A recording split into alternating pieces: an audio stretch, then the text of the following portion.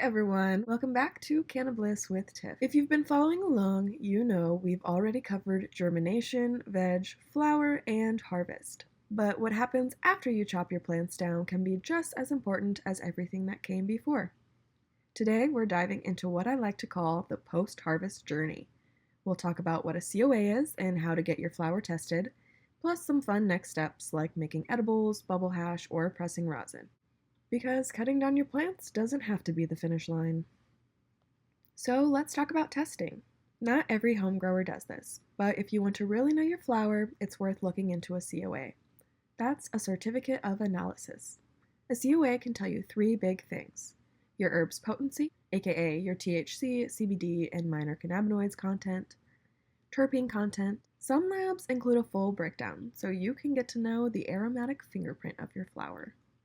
And a COA will also show if there are contaminants like pesticides, mold, or heavy metals in your flower. It's not a requirement to get it done, but it's amazing information to have. And if you're breeding, sharing, or producing medicine for others, testing is really important. Most states with a legal market have labs, and a lot of them accept samples by mail. You usually send a few grams, and the cost can run anywhere from $50 or more, depending on how detailed the panel is. Having a COA can give you confidence in your product, whether it's for personal use, medicine, or sharing with others. Now, let's say you want to do more with your harvest than just cure it and smoke it. Maybe you want to make an infused snack? Let's go with a staple, pot brownies. You want to start with decarboxylation. That's the process that activates the cannabis.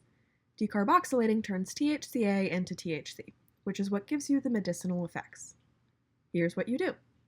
Preheat your oven to 245 degrees Fahrenheit. Break up your cannabis into small pieces and spread evenly on a baking sheet lined with parchment paper. Then bake for about 30 to 40 minutes, stirring halfway through. It should come out a light golden brown and smell kind of earthy. Now the next step is to infuse it into something. Let's start simple with cannabutter. For this recipe, you'll need 1 cup of butter, 1 cup of water, and a cup or about 7 to 10 grams of that decarbed herb. In a saucepan on low heat, add your butter and water. The water helps keep the butter from burning.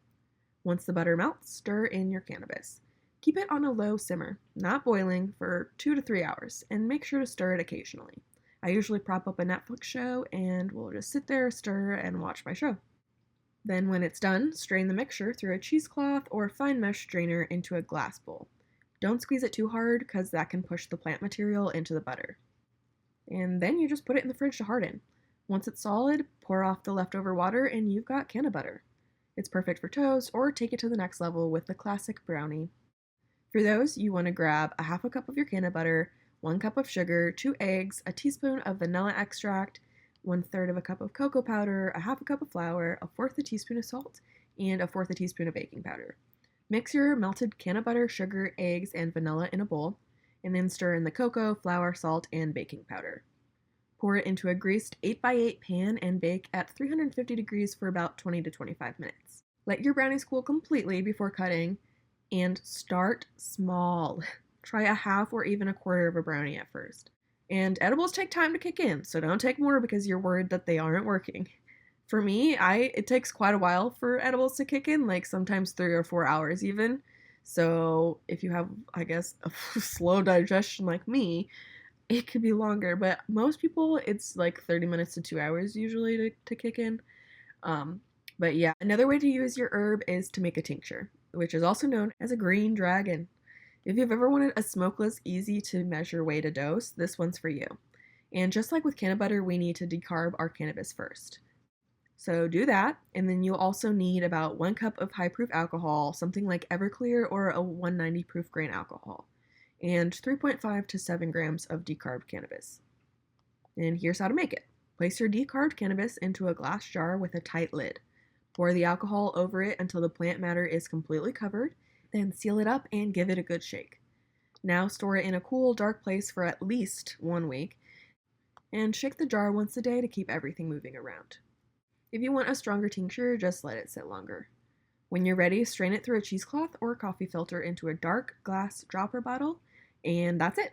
You just made a tincture. Now when you use it, start with a small dose, just a few drops under the tongue, and you hold it there for about 15 to 30 seconds before swallowing. You'll feel the effects in about 10 to 30 minutes if you take it under the tongue.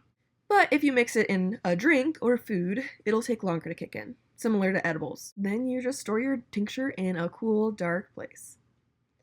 Now let's talk concentrates, one of my favorite ways to get blissed out. I haven't personally tried to make concentrates using these two methods, but I've got friends who swear by this. So I wanted to do some research and break it down for you.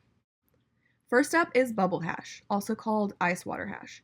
This is one of the cleanest, old school ways to make a concentrate because it's completely solventless. You're basically using ice and water to separate the trichomes from the plant material. Here's how it works. You start with frozen trim or flour, toss it in a bucket with ice and water, and gently stir or shake. The cold water makes the trichomes brittle so they break off cleanly. Then you strain the mixture through a set of bubble bags, each with a different mesh size to catch different sized trichomes. You collect what's left, dry it thoroughly, and that's your bubble hash. It's sticky, aromatic, potent, and full of natural flavor. A labor of love, but the results are great. Now let's talk rosin. This one's super versatile and also solventless. You make it by applying heat and pressure to flour or keef in order to squeeze out the resin. You wrap your material in parchment paper, place it in a press, and let heat and pressure do the work. But here's the thing, temperature matters. Lower temps around 160 to 180 degrees Fahrenheit preserve more terpenes and flavor but give a smaller yield. Higher temps like 190 to 220 degrees Fahrenheit increase yield but produce darker rosin with slightly less flavor. Rosin is amazing because it's clean, potent, and flexible. You can dab it, roll it in a joint, or even use it in edibles. Just remember that those presses get very hot and generate a lot of pressure, so safety first. Whether you're into bubble hash for the old school flavorful experience or rosin for versatility and potency, both are amazing ways to enjoy cannabis. So that's the journey after the dry. Thanks for hanging out with me today on Cannabliss with Tiff. If you found this episode helpful, share it with a fellow grower or a friend who's interested in the process. And because I love sharing the good stuff, you can get 15% off any G-Pen product with my code cannabliss.podcast, 15 off. Treat yourself using the link in the episode description. One rig I like is the G-Pen Higher Vaporizer. Sleek, portable, and perfect for enjoying concentrates. That's it for today. Don't forget to have fun, savor the process, and keep living in your cannabliss.